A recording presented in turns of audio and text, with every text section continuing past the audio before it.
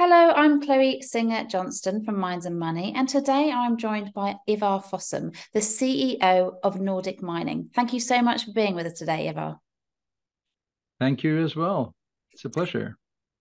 For viewers who are unfamiliar, what are the main uses for rutile and garnet? Yes, rutile is the purest form of titanium feedstock coming up from the Earth's crust. It's almost pure titanium dioxide, and it's mainly have two applications. Is first and foremost everything around our society that has color. Uh, Car paint, magazine paint, interior paints, plastics, houses, what you can think of. It's also used a lot in cosmetics, on magazines, on coverage, on windows, numerous applications. The other main sectors is titanium metal, which has now become a critical raw material in the EU and other places in the world. And that has revolutionized the weight of civilian airplanes in combining carbon fiber and titanium metal, which has made the whole air fleets much, much lighter and reducing the carbon dioxide releases from the air fleet as such. But it's also the metal that doesn't create any reactions from the human body. So you will find a lot of our spare parts in bones and hips, and even in the jaws, we have titanium metal because it perfectly harmonizes with blood plates and other tissues in our body. So that's sort of the highlight of the use of titanium feedstocks. That's very Uh, interesting. Yeah. and garnet is a different type of industrial mineral, which is used in industrial cutting processes. In older days, one used garnet to make sandpaper as an abrasive. Today, the dominant use of garnet is in water jet cutting operations, where you mix the garnet particles with a high pressure nozzle with water, and you get a liquid saw blade, which you can steer digitally as a robot and cut almost everything from the plates in your kitchen to diapers to airframes to car parts and so forth. And it's also used in sandblasting operations to prepare surfaces before they are painted, etc., like ships or oil and gas platforms or any other steel plates. Very, very useful. And could you tell us a little bit about your Engebo project? Absolutely. Engebo is a small hill ridge on the far western point of Norway, in the outer part of the Norwegian archipelago. And it's a huge, rich deposit of these two minerals. It's situated, most of it above sea level. So we will start mining of that resource around 300 meters above surface and go on for around 15 years in an open pit operation, holding the ore by use of gravity down to a process plant which is sitting next to the ocean. So it's virtually only a couple of hundred meters from the deposit to our process plant and to the export quay, where we will export the mineral products to the markets. And we will, in our first phase, produce for 39 years, but we still have a lot of mineral resources left after that. And how have the last 12 months been for your company? It's been some very, very exciting 12 months since we March this year successfully were able to complete our project financing for Engebo at 280 million US dollar. So we kicked off early construction work last year based on pre-financing. But after March this year, it has been full blast, and we are now between 80 and 100 workers at site, and we will push on to schedule production ramp up in approximately 1 year from now. Great. And what opportunities do you see for the next 12 months, and how is your company positioned to take advantage of them?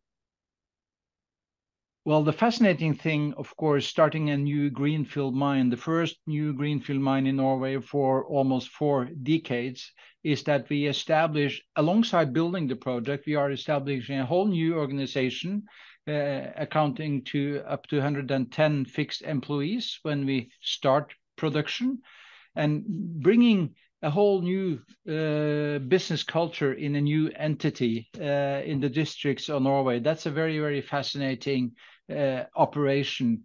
And it's all about getting the right people together and bringing the spirit with focus on safety, focus on teamwork, and also the perspective of making advanced industrial minerals for the society. And you're also involved in Alumina R&D. Could you elaborate on that? Yes, this stems from a deposit you owned many years back. It's a mineral called anorthosite, which has both aluminium in it, silicon, and calcium carbonate. And together with another research institution in Norway, we managed to develop a process that can make alumina from this mineral rather than from bauxite, which has some virtue in the sense that it consumes CO2 rather than emitting CO2, and it also is more efficient compared to other processes. We are now confirming that process in the Horizon 2020 project together with 14 other institutions in Europe, and that project will be finalized within the first quarter next year. So very, very exciting, but more long-term, of course. Definitely. And could you tell us about your management team? Absolutely. We, in our headquarters here in Oslo, we have the major corporate functions, which is myself, CFO, marketing, as well as business development, because we will continue our strategy to look for what we call high-end industrial minerals.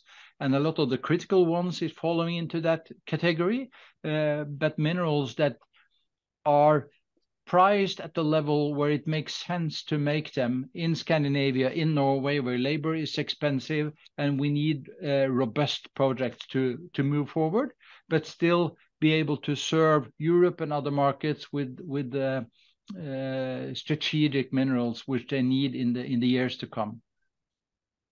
And who are your current key shareholders and investors? We have not very many dominant shareholders. We have a Japanese trading house called Iwatani, which is also a major customer, which is a large shareholder. There is also a local shareholder group from the west coast of Norway in the surroundings where we have the project. And there is also other capital institutions, both from Norway and abroad, which are on the top of our shareholder list. But we have 12,500 shareholders as we speak. So a lot also from the retail sector in Norway and Scandinavia and Europe. Great. Now, I know this is very important to you. Could you tell the people listening your ESG credentials? Absolutely. What we have seen at Engebo, because of the topography, because of the hydropower in Norway, and because of the very, very short distances between deposit, process plant, and export, we are able to produce minerals with the lowest possible climate footprint compared to the companies we can compare ourselves with.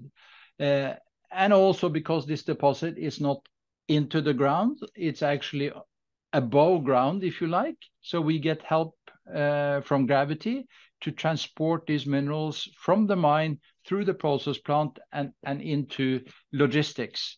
So this assists us in a way to make green minerals. And our ambition is to be net zero once technology is there, so we can also replace all the rolling machinery with carbon-free technology. Oh, well, thank you. That's very interesting. I would like to thank you so much for being with us today, Ivar. It's been great to hear all of your news and opportunities. Thank you so much yourself. Thank you. For those that would like to find out any more, please head to nordicmining.com. This interview was brought to you by Mines and Money. Thank you everyone for watching.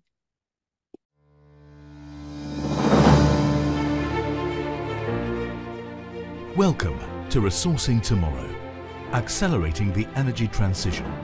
This event brings together the entire mining value chain, including mining and energy companies, investors, government delegates, multinational operators, educators, solution providers, and more to learn, network, and form valuable business relationships.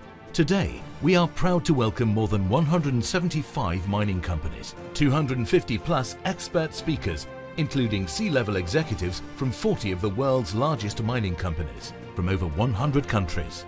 Australia, Canada, Chad, the Kingdom of Saudi Arabia, Nigeria, the United Kingdom, and the United States will be delivering ministerial keynotes. We would like to take this opportunity to welcome you all and wish you a successful event. Make sure you log into Traxys Resourcing Tomorrow Connect meeting platform to search and schedule meetings. Enjoy the 18 hours of networking, including the daily networking receptions.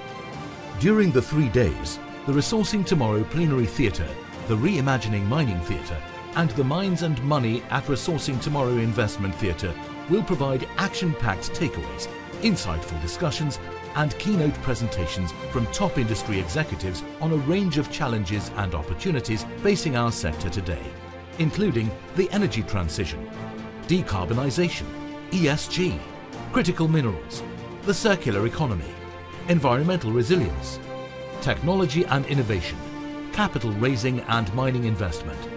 Finally, thank you to our supporters, our partners, sponsors and exhibitors, speakers and attendees, without whom this event would not be possible.